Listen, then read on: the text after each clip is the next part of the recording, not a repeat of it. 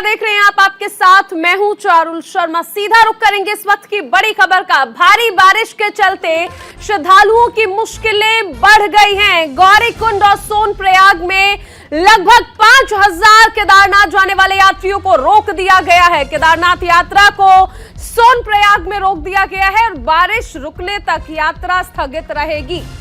इस वक्त की बड़ी खबर केदारनाथ यात्रा से जुड़ी हुई आ रही है।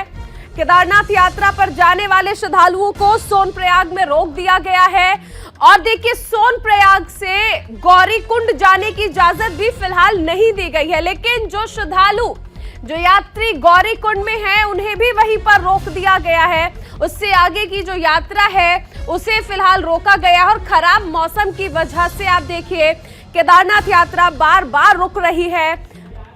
लगातार हो रही बारिश की वजह से फिलहाल यात्रा को रोक दिया गया है।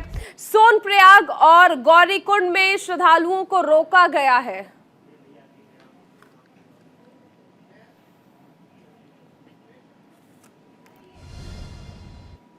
ज्यादा जानकारी के लिए हमारे साथ हमारे सहयोगी रोहित विक्रम सिंह जुड़ रहे हैं। रोहित, खराब मौसम की वजह से बार बार यात्रा में विघ्न आ रहे हैं। कभी यात्रा शुरू हो रही है, फिर बंद हो रही है और अब एक बार फिर से यात्रा को बंद किया गया है। बिल्कुल चारों, अगर उत्तराखंड मौसम विज्ञान केंद्र की अगर माने तो 3 फेज बनाए गए हैं मौसम के दृष्टिगत। येलो अलर्ट, ऑरेंज अलर्ट और रेड अलर्ट। अभी कुछ दिन पहले येलो अलर्ट मौसम विभाग ने जारी किया था और उसके तहत भी भारी बारिश हुई थी। ऑरेंज अलर्ट के तहत ये माना जाता है कि भारी से अत्यधिक भारी बरसात होगी और यही हो रहा है पिछले 24 घंटे से। तो बीती रात की अगर बात करें तो बीती रात से ही मूसलाधार बारिश पूरे उत्तराखंड में हो रही है, राजधानी देहरादून में भी हो रही है। अभी फिलहाल बारिश रुकी हुई है, लेकिन जो उच्च हिमालयी क्षेत्र है, केदारनाथ धाम है और चारों धामों में जमकर बरसात उस समय हो रही है। और इसके तहत जो है national disaster response force, state disaster response force और इंडियन तिब्बत बॉर्डर पुलिस के जो जवान हैं वो मौके पर मौजूद हैं, क्योंकि जब बरसात का सीजन आता है या फिर भारी से अत्यधिक भारी बरसात होती है तो चट्टाने खिसकने और लैंडस्लाइडिंग की जैसी घटनाएं सामने आती हैं। तो ऐसे में राहत और बचाव कार्य के लिए पहले से ही एनडीआरएफ, एसडीआरएफ और आईटीबीपी के जवानों को तैनात कर दिया गया है। फिलहाल जो प्रशासन के द्वारा सोनप्रयाग में यात्रियों को रोका जा रहा है और जो यात्री गौरीकुंड में है उन्हें वहीं रोक दिया गया है।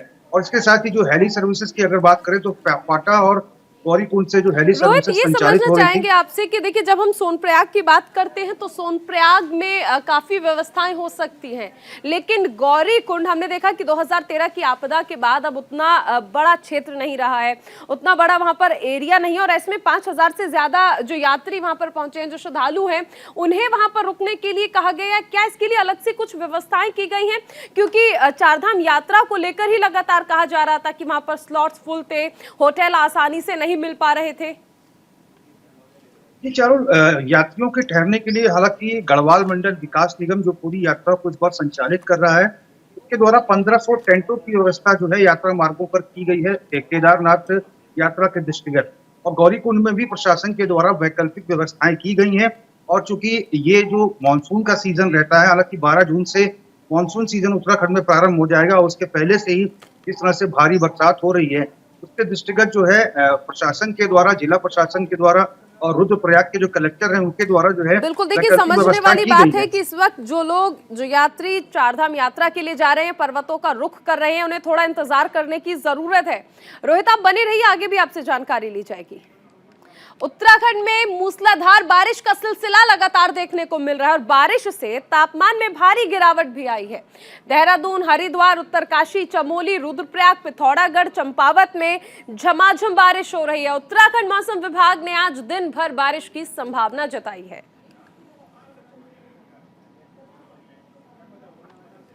तो देखिए, लगातार मूसलाधार बारिश की चेतावनी जारी की गई है। मौसम विभाग की ओर से येलो अलर्ट भी जारी किया गया है और आप ये भी देख पा रहे हैं कि इस खराब मौसम का असर जो है वो चारधाम यात्रा पर भी पड़ रहा है और उन लोगों की यात्रा पर भी पड़ रहा है जो कहीं ना कहीं गर्मी से निजात पाने के लिए उत्तराखंड पहुंचे थे, पर्वतीय इलाकों पर पहुंचे थे। वहां आप देखिए कि काफी समस्याएं इस वक्त हो चली हैं। हमारे साथ सहयोगी रोहित विक्रम सिंह और संजय पुंडीर बने हुए हैं। रोहित, सबसे पहले आपके पास आना चाहेंगे। बहुत समस्या उन लोगों के लिए हो गई है जो चारधाम यात्रा के लिए गए थे, लेकिन उनके लिए भी समस्याएं कम नहीं है जिन्होंने भीषण गर्मी को देखते हुए उत्तराखंड का रुख किया था।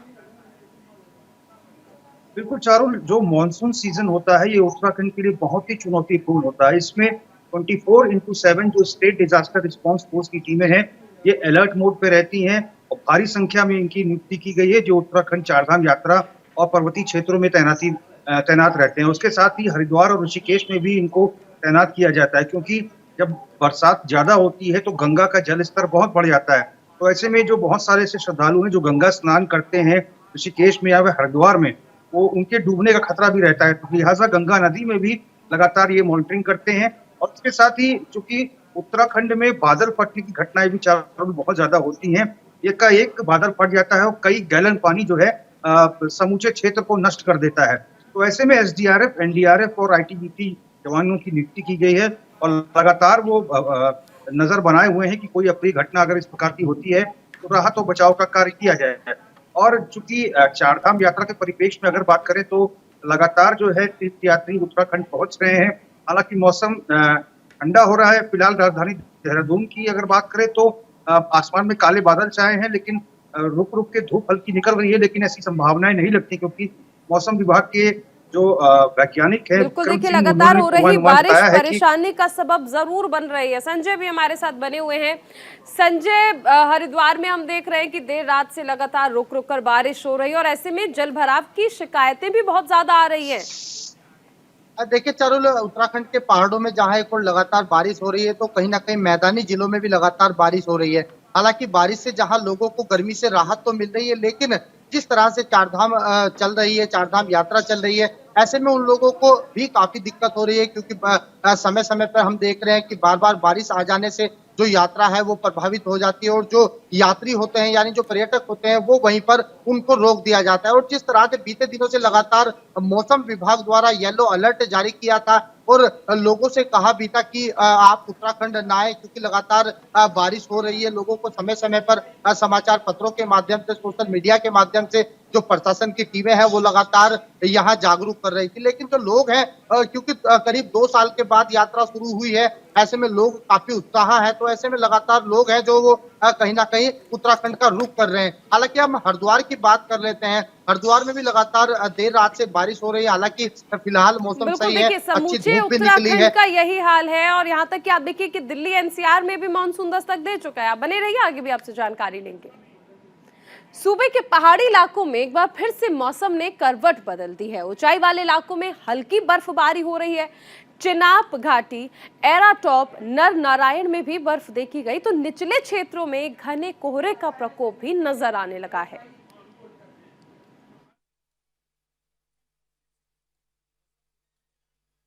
तारीख तक का जो अलर्ट था उसका सीधा सीधा असर जो है पूरे उत्तराखंड में देखने को मिला है। पहाड़ी जिलों की अगर मैं बात करूं, जनपद चमोली की बात करूं तो जनपद चमोली में कल से ही बारिश हो रही है और इस समय जो चारधाम यात्रा भी पीक पॉइंट पे चल रही है। तो कहीं ना कहीं चारधाम यात्रा जो है बारिश के कारण जो है, क्योंकि लोग जो है यहाँ पे जो गर्म कपड़े नहीं लेके आते हैं क्योंकि मई और जून का महीना इस समय चल रहा है, तो कहीं ना कहीं लगातार मौसम विभाग जो है अलर्ट करता है, उसका सीधा सीधा असर हमारे पहाड़ी जिलों में देखने को मिल रहा है। तो कहीं ना कहीं मौसम को लेकर जिस तरह से जो अपडेट जो है मौसम विभाग देता है या मौसम विभाग कहता है कि आप जो है इतने येलो अलर्ट या ऑरेंज अलर्ट जो है पूरे पहाड़ी इलाकों में जिस तरह से किया जाता है, तो कहीं ना कहीं मौसम विभाग लगातार अलर्ट करता है। अलर्ट करने के साथ साथ जो है आपको दिखा सकता हूँ मैं, देखने की कोशिश कराऊंगा कि आज सुबह से ही जो है जनपद चमोली में बारिश हो रही है। हालांकि रुद्रप्रयाग ज़िले की अगर मैं बात करूं तो रुद्रप्रयाग ज़िले में कल से ही जो है चारधाम यात्रा को जो केदारनाथ जाने वाले यात्री हैं इनको यहाँ पर रोका गया है। तो प्रशासन इनकी खाने पीने की व्यवस्था यहाँ पे कर रहा है। जनपद चमोली की बात करी जाए तो जनपद चमोली की जो बद्रीनाथ धाम की जो यात्रा है वो उसको नहीं रोका गया है, वो सुचारू इस समय है। लेकिन केदारनाथ की यात्रा को इसलिए रोका गया है कि वहाँ ऊंचाई वाला क्षेत्र है। कहीं ना कहीं जिस तरह से मौसम जो है लगातार बदल रहा है, बदलने के साथ साथ जो अपने बारिश हो रही है या तेज़ ओलावृष्टि हो रही है, तो कहीं ना कहीं मौसम को जो मौसम का जो अपडेट या मौसम की जानकारी जो है लगातार जो है 25 तारीख तक का जो ऑरेंज अलर्ट जो है पूरे उत्तराखंड में देखने को हमें मिला है, तो उसका सीधा सीधा असर जो है चारधाम यात्रा। हरिद्वार में हो रही देर रात से बारिश और आंधी के कारण लोगों को भीषण गर्मी से राहत मिली है, तो वहीं परेशानियों का सामना भी करना पड़ रहा है। बारिश के कारण जलालपुर में कटरा बाजार, पीठ बाजार, चौक बाजार, रानीपुर मोड़ में जल भराव की शिकायतों का भी सामना करना पड़ा।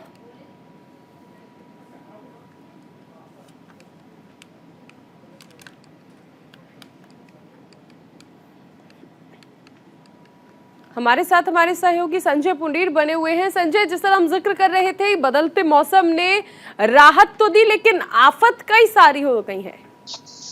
देखिए चारुल, लगातार ही मौसम जिस तरह से बार बार बदल रहा है और रुक रुक कर बारिश हो रही है, ऐसे में चिलचिलाती गर्मी से तो लोगों को राहत मिलती है, लेकिन कहीं ना कहीं परेशानी भी खड़ी हो जाती है। और इन दिनों तो लगातार ही तो देश के कोने कोने से जो यात्री हैं वो हरिद्वार पहुंच रहे हैं, उनको भी काफी दिक्कतों का सामना करना पड़ रहा है, क्योंकि एक और जहां चारधाम यात्रा के लिए जो स्लॉट है वो फुल हो गए हैं, पंजीकरण नहीं हो रहा है।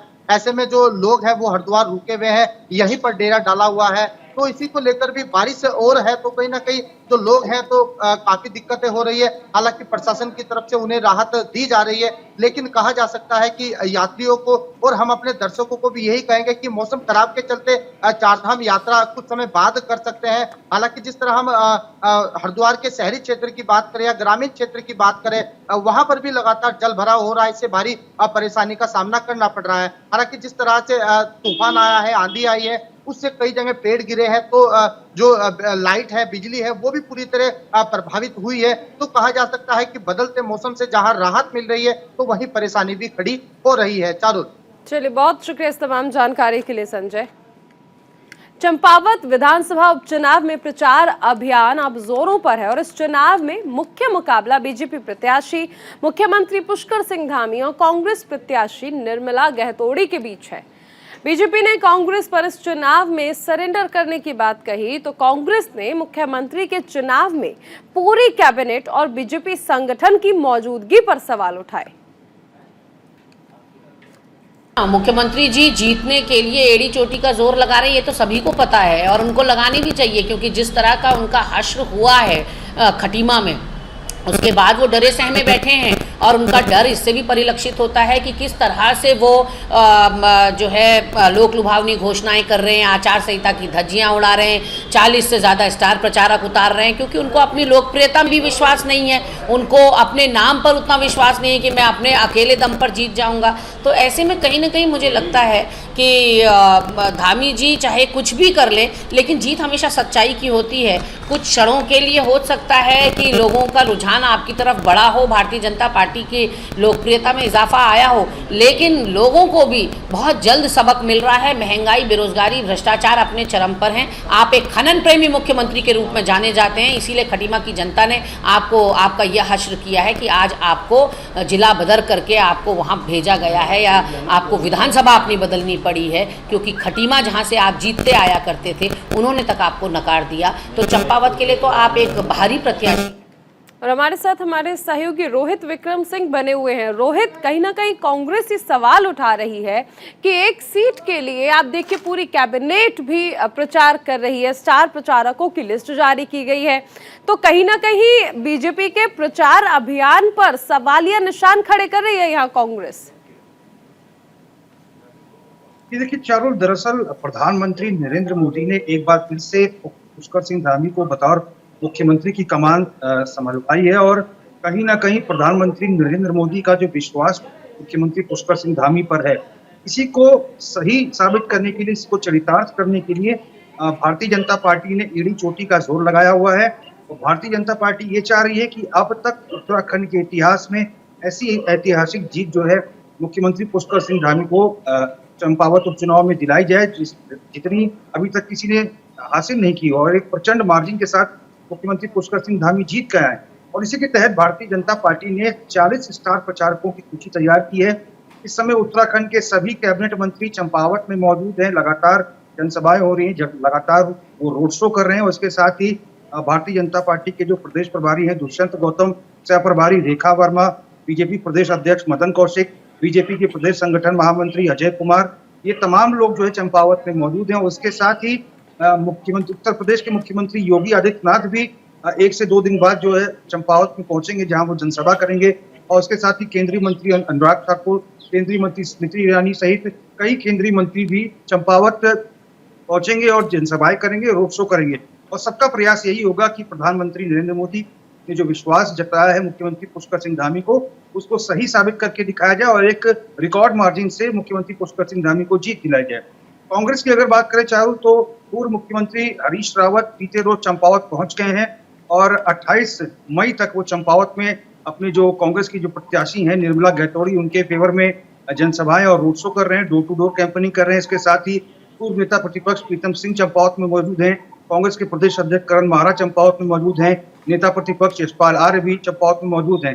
तो मुकाबला कांटे का है और जहां तक कांग्रेस की प्रवक्ता ने कहा है, हालांकि मुख्यमंत्री जरूर पैराशूट उम्मीदवार तो हैं ही, क्योंकि वो अपनी परंपरागत सीट खटीमा से चुनाव हार गए हैं और जो निर्मला गैतोड़ी हैं वो चंपावत की ही रहने वाली हैं और चंपावत में ही कांग्रेस की राजनीति को उन्होंने बुलंद किया है। तो कांटे का मुकाबला है। प्रत्याशी तो मैदान में है, लेकिन नतीजे क्या होंगे, किसको जीत मिलेगी, ये तो जनता तय करेगी। फिलहाल इस जानकारी के लिए बहुत शुक्रिया। उत्तराखंड में चारधाम यात्रा मार्ग पर अब तक 60 लोगों की मौत हो चुकी है, जिसको लेकर स्वास्थ्य विभाग की चिंताएं और ज्यादा बढ़ गई हैं। स्वास्थ्य महानिदेशक ने बताया कि यात्रा पर आ रहे लोगों में उम्र का पड़ाव और पुरानी मेडिकल हिस्ट्री सामने आई, जिसके चलते मौत के आंकड़े में इजाफा हो रहा है। उन्होंने बताया कि केदारनाथ में 28, बद्रीनाथ में 12, गंगोत्री में 4 और यमुनोत्री में 16 लोगों की मौत का आंकड़ा सामने आया है। उन्होंने बताया कि ज्यादातर लोगों के हेल्थ चेकअप किए जा रहे हैं, लेकिन उसके बावजूद भी जो लोग यात्रा मार्ग पर जा रहे हैं वो पोस्ट कोविड भी हो रहे हैं या फिर कुछ लोग शारीरिक रूप से स्वस्थ नहीं हैं। कई लोगों से अपील की गई है कि यात्रा पर ना जाएं, लेकिन उसके बावजूद भी कई लोग यात्रा पर जा रहे हैं। चारधाम यात्रा में अभी 60 लोगों की टोटल मृत्यु हो चुकी है, जिसमें केदारनाथ में 28 हैं, बद्रीनाथ में 12 हैं, गंगोत्री में 4 और यमुनोत्री में 16 बात हुई है। मैडम वजह क्या बताई जा रही, क्यों जो है मौतों का आंकड़ा लगातार बढ़ रहा है, किस तरीके की ये दिक्कतें हैं लोगों में? मौतों का आंकड़ा ये पोस्टमार्टम भी कुछ लोग नहीं करा रहे हैं। जो पोस्टमार्टम हो रहे हैं उसमें भी काफ़ी अधिक स्थिति स्पष्ट नहीं हो पा रही है। पर हम लोग हिस्ट्री ले रहे हैं क्योंकि हमारे अस्पताल में तो लोग मृत अवस्था में ही लाए जा रहे हैं। जो हिस्ट्री ले रहे हैं पोस्टमार्टम करते समय लोगों से, उसमें ये निकल के आ रहा है कि कुछ लोगों को पुरानी बीमारियां भी काफ़ी हद तक थी, जैसे कि कार्डियक कॉजेस 16% में नोट किए जा रहे हैं। डायबिटीज़ और हाइपरटेंशन का कॉज 69% माना जा रहा है। उत्तराखंड में चल रहे मदरसों में से करीबन 180 से ज्यादा मदरसों पर कार्रवाई की तलवार लटक रही है। मदरसों की समीक्षा में अनियमितताएं सामने आई हैं और ऐसे में अब इन मदरसों को शिक्षा विभाग से मान्यता लेनी होगी, वरना इन्हें बंद किया जा सकता है।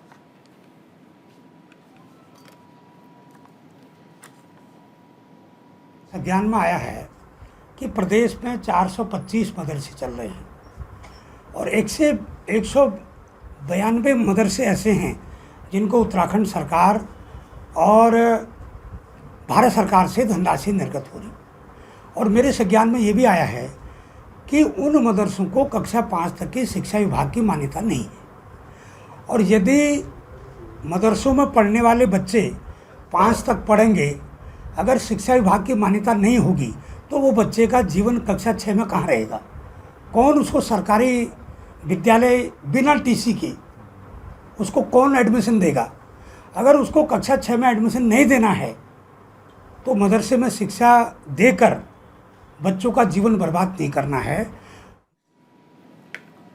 तकनीकी शिक्षा मंत्री सुबोध उनियाल ने राजकीय पॉलिटेक्निक के छात्र छात्राओं को सम्मानित किया। सम्मान समारोह में छात्रों ने अपनी तकनीक मॉडल से सबका ध्यान आकर्षित किया। उत्तराखंड तकनीकी शिक्षा मंत्री सुबोध उनियाल ने कहा कि राज्य सरकार का प्रयास है कि तकनीकी क्षेत्र में युवाओं को अधिक से अधिक रोजगार प्रदान किया जाए। देखिए, आज बच्चों के सर्वांगीण विकास के लिए ज़रूरी है कि पढ़ाई के साथ साथ वो जो बाकी एक्टिविटीज़ हैं उनमें भी उनका इन्वॉल्वमेंट हो। और अगर आप दुनिया में देखेंगे, अगर कई लड़के बहुत अच्छे मेरिटोरियस लड़के हैं, बहुत अच्छे मार्क्स हैं, लेकिन अगर वो कम्युनिटी उसमें उनका अगर रोल नहीं है तो बड़ी बड़ी यूनिवर्सिटी दुनिया की जो बहुत बेहतरीन यूनिवर्सिटी उनको एडमिशन नहीं देती। ये बच्चे को, क्योंकि कल उनको समाज के बीच में रहकर काम करना है और समाज, हम लोगों का कुल दायित्व जो है वो समाज के साथ